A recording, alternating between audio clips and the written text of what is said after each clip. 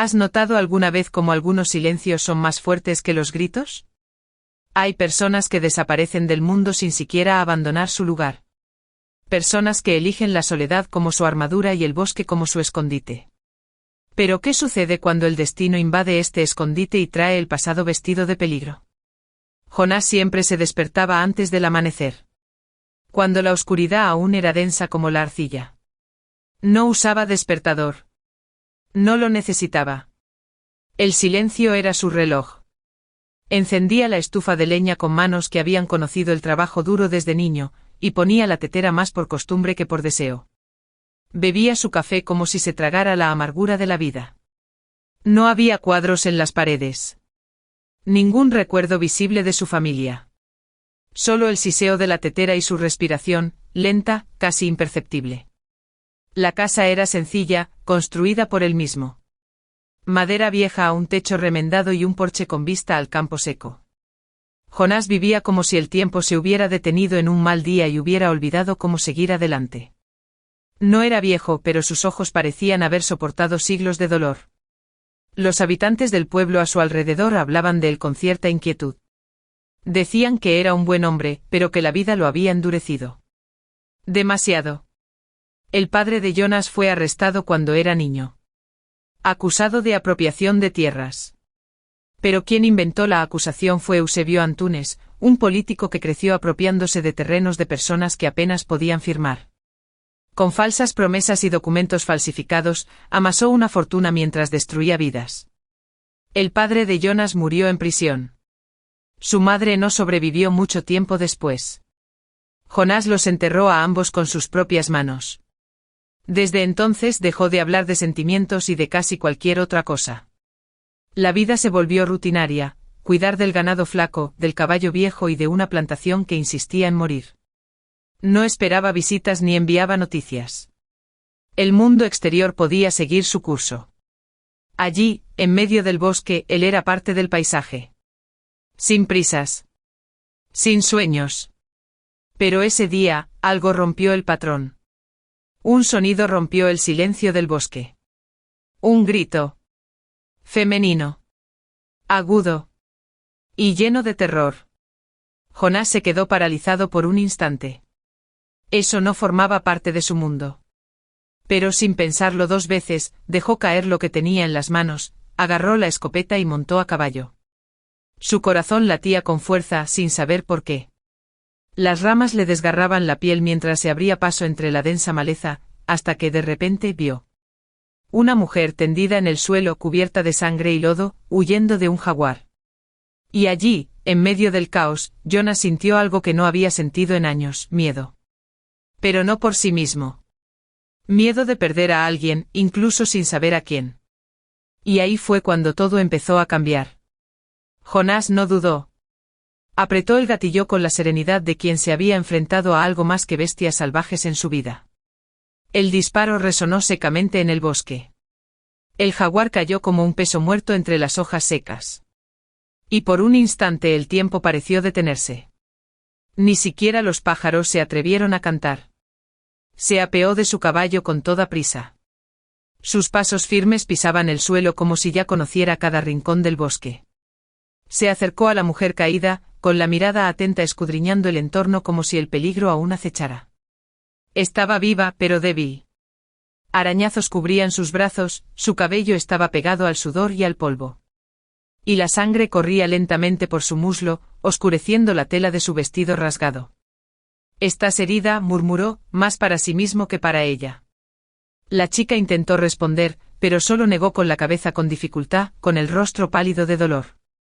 Jonás la observó un segundo que pareció demasiado largo. Y entonces, sin preguntar, la levantó en brazos. Su cuerpo era ligero, pero su gesto era pesado. No solo llevaba a una desconocida, llevaba recuerdos enterrados, sentimientos que había decidido olvidar. Subió al caballo, la colocó con cuidado frente a su pecho y regresó por donde había venido, ahora con un nudo en el estómago que no podía explicar. Llegaron a la casa al anochecer. El cielo anaranjado parecía incendiar los árboles.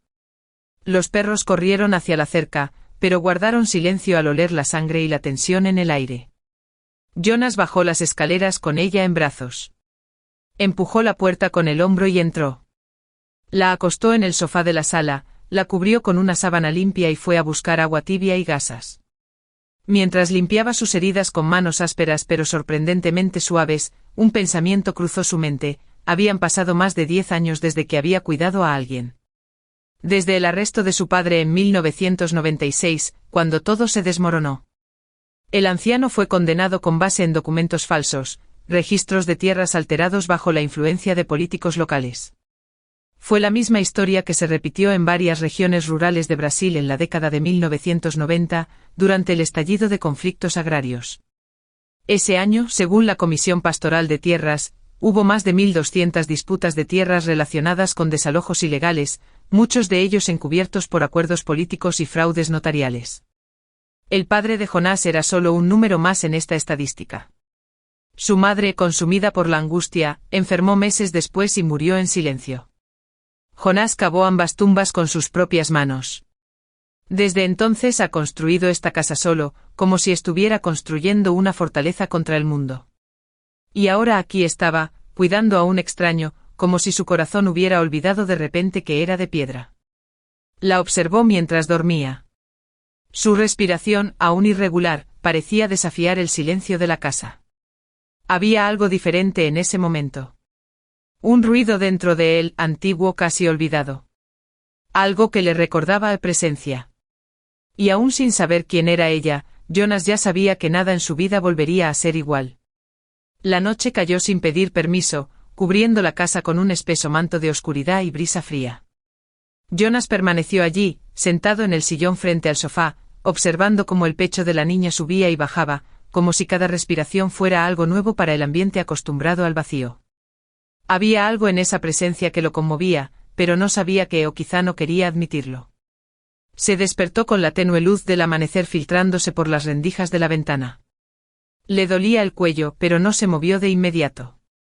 Simplemente abrió los ojos y se quedó mirando el mismo punto.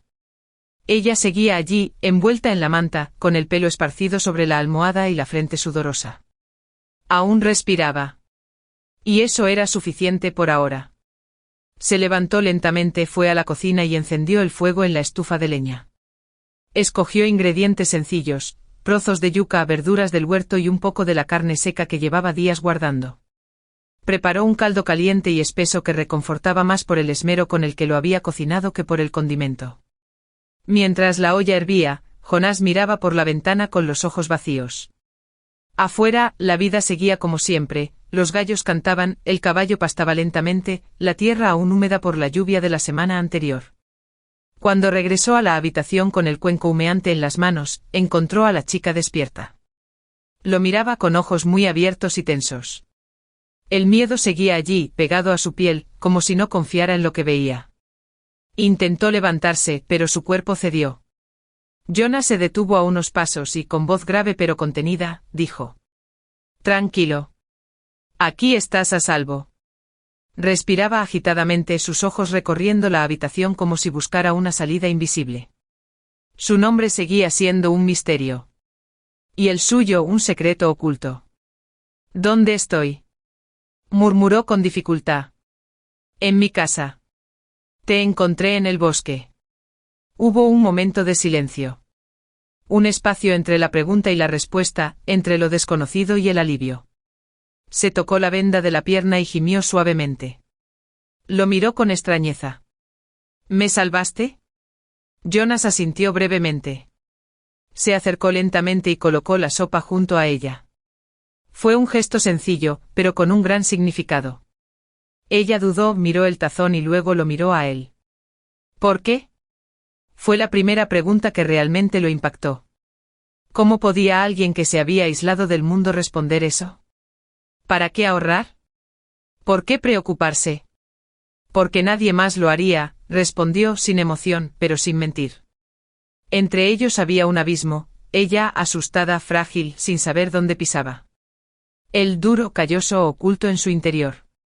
Pero el simple hecho de estar allí, uno frente al otro compartiendo silencio y sopa, ya era un comienzo. Se estaba forjando un vínculo improbable. Y aunque ninguno lo dijera en voz alta, ambos lo sabían.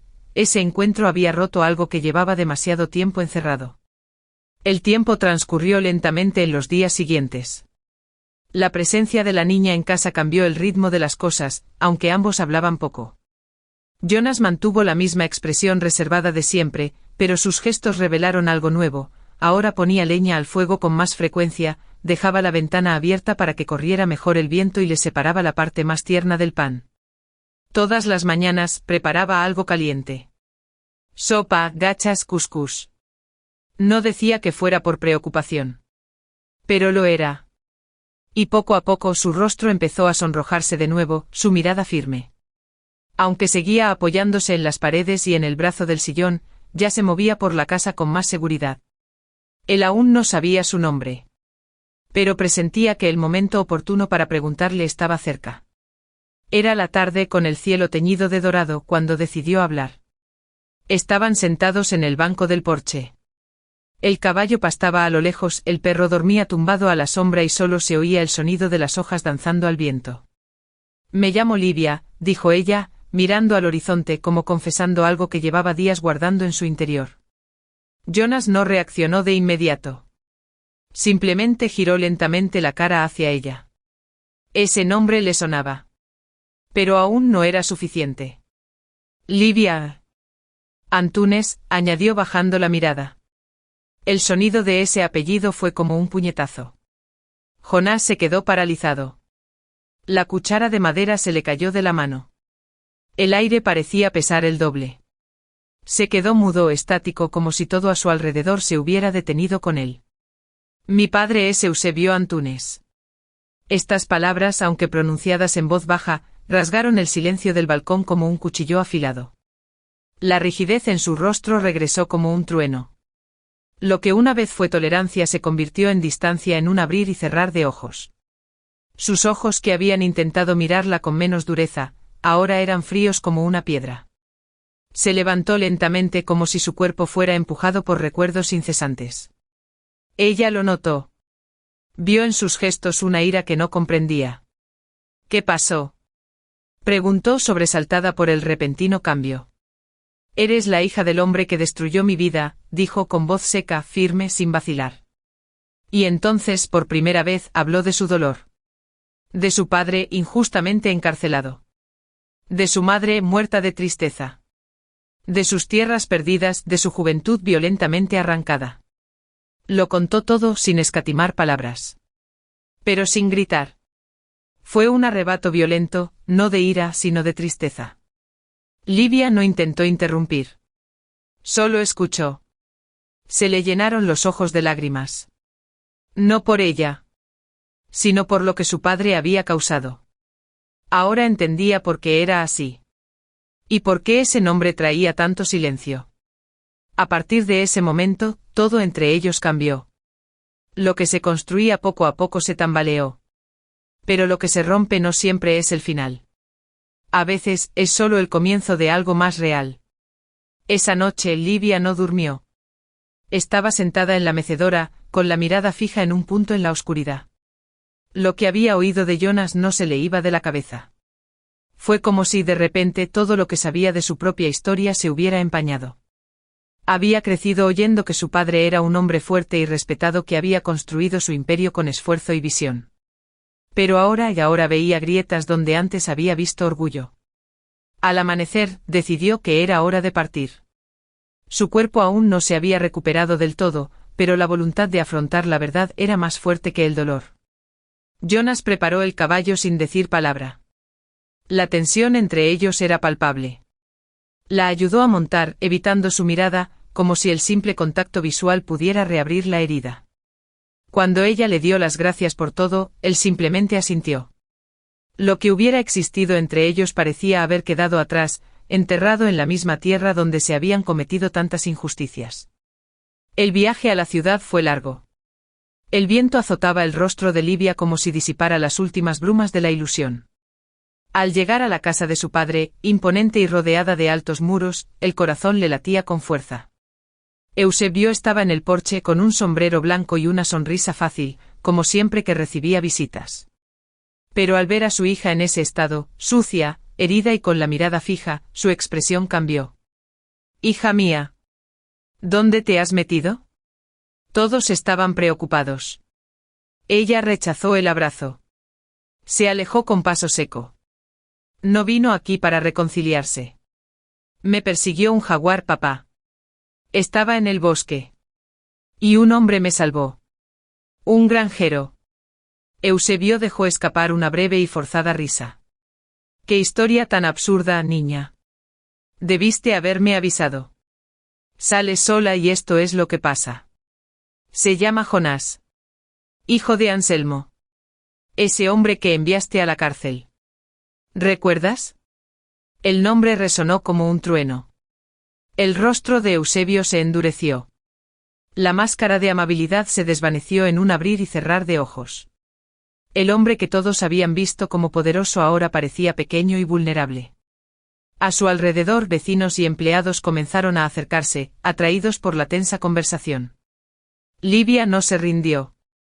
Se mantuvo firme como si llevara dentro de sí todas las voces silenciadas. ¿Sabías?, preguntó, mirando a su alrededor. ¿Sabías que este hombre destruyó vidas para meterse en la política? ¿Sabías que falsificó documentos, se apoderó de tierras y dejó a gente inocente pudrirse en la cárcel? Se inició un murmullo. Las miradas se cruzaron. Algunos, antes admirados, ahora desconfiaban. Ya basta, padre. Ya basta de fingir que todo esto está limpio. He visto la verdad con mis propios ojos. Y no me callaré más. En ese momento Livia rompió no solo con su padre, sino con toda una historia construida sobre mentiras. Eligió la verdad. Y aunque doliera, estaba lista para cargar con ella. La tarde caía lentamente sobre la granja. El cielo, teñido de gris y cobre, parecía cargar con un cansancio ancestral, como si incluso el tiempo esperara algo. Jonas, sentado en el porche, escuchaba la vieja radio que aún funcionaba con crujidos. No solía encenderla, pero ese día hizo algo diferente. Quizás para llenar el silencio. O quizás para escuchar una voz que no era la suya. Fue entonces cuando lo oyó. La noticia llegó secamente entre una canción country y el parte de lluvia. Una joven había denunciado públicamente a su propio padre, Eusebio Antunes, por fraude en procesos de tierras, falsificación de documentos y participación en arrestos falsos en la década de 1990. La denuncia estaba siendo investigada. La Fiscalía Rural ya había reabierto casos antiguos. Se mencionó el nombre de su padre, Anselmo. Jonas no parpadeó. Se quedó allí con la mirada perdida, mientras la radio anunciaba lo que llevaba décadas esperando oír. Y en medio de ese torbellino, una imagen regresó, la suya. Livia a caballo marchándose. La hija del enemigo. La mujer que trajo calor a una casa que solo conocía el viento. En los días siguientes, la granja parecía aún más tranquila. El caballo relinchaba menos. El ternero dormía más. Y Jonás empezó a vagar sin rumbo por los campos, como si buscara algo que no podía identificar. Fue una mañana nublada, tras una noche de insomnio, cuando oyó pasos en el balcón. Pasos ligeros pero decididos. Al abrir la puerta, encontró a Livia. Sin sombrero. Sin miedo. Sola, con la mirada fija y el corazón abierto. ¿Lo oíste?, preguntó sin rodeos. Jonas asintió. Pero su mirada era más dulce que hacía unos días. Ya no había ira. Había reconocimiento. No vine a disculparme por lo que hizo mi padre. Eso nunca borrará lo que pasaste. Pero necesitaba que supieras, no soy él. Y lo que hice fue por mí, pero también por ti. Le ofreció un sobre lleno de documentos. Allí estaba la evidencia que vinculaba el caso de Anselmo con las intrigas de su padre. Jonas sostuvo el sobre con manos temblorosas. Por primera vez sintió que no estaba solo al enfrentarse a su pasado. Livia miró a su alrededor, respiró profundamente el olor de tierra mojada y dijo con una sonrisa discreta: Si todavía tienes espacio, quizás pueda ayudar por aquí. Jonas tardó unos segundos en responder. Luego se hizo a un lado, como si quisiera dejar paso. Sin palabras. Sin ceremonia. Solo un gesto. Y en ese gesto lo era todo. No fue el final. Fue un comienzo. Nació un nuevo silencio, ya no el silencio del abandono, sino el de la sanación.